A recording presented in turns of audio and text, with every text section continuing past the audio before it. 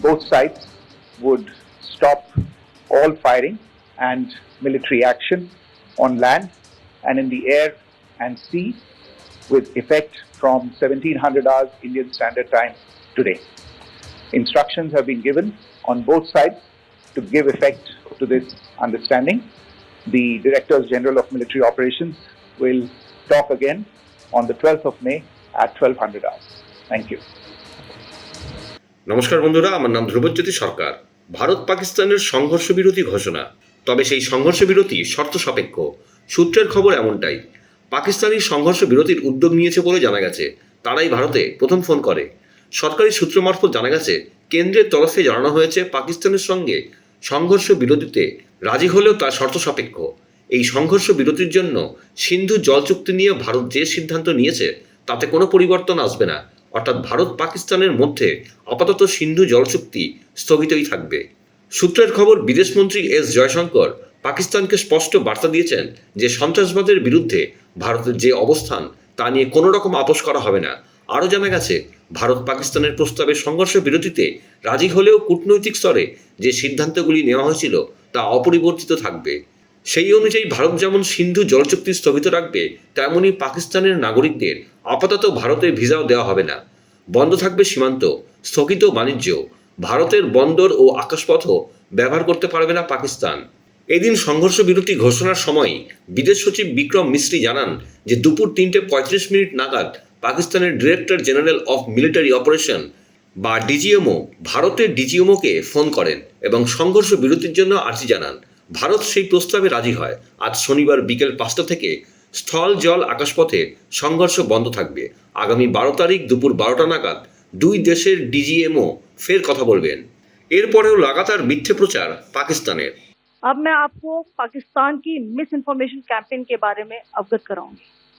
पहला, पाकिस्तान ने यह क्लेम किया कि उसने अपने JF-17 से हमारे S-400 व ब्रह्मोस मिसाइल बेस को नुकसान पहुंचाया, जो कि बिल्कुल गलत है।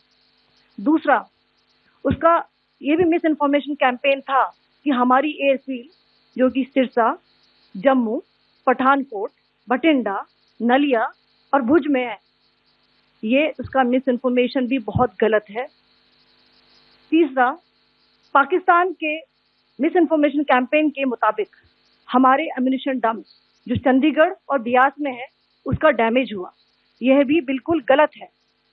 हमने आपको मॉर्निंग ब्रीफिंग में बताया था विद फैक्ट्स एंड फिगर के साथ कि ये सारी चीजें बिल्कुल सही सलामत हैं।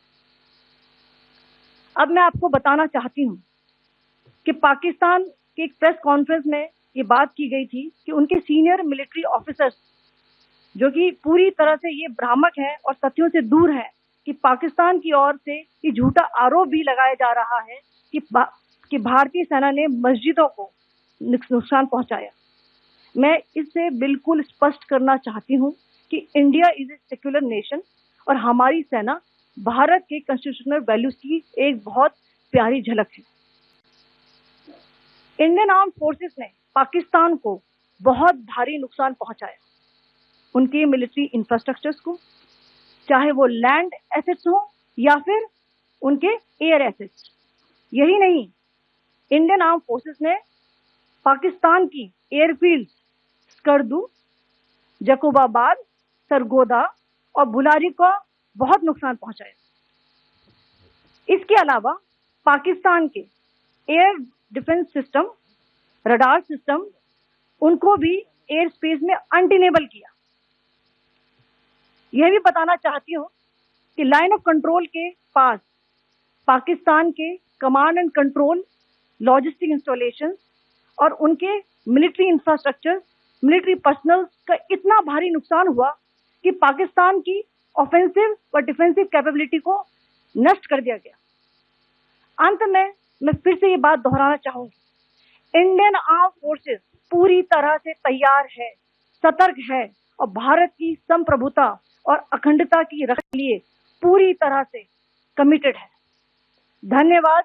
जय हिंद। বন্ধুরা, ভিডিওটি ভালো লাগলে দয়া করে লাইক শেয়ার করে দেবেন, আমাদের পেজটা ফলো করে নেবেন আর আপনার মতামত কমেন্ট করে অবশ্যই জানান। ধন্যবাদ।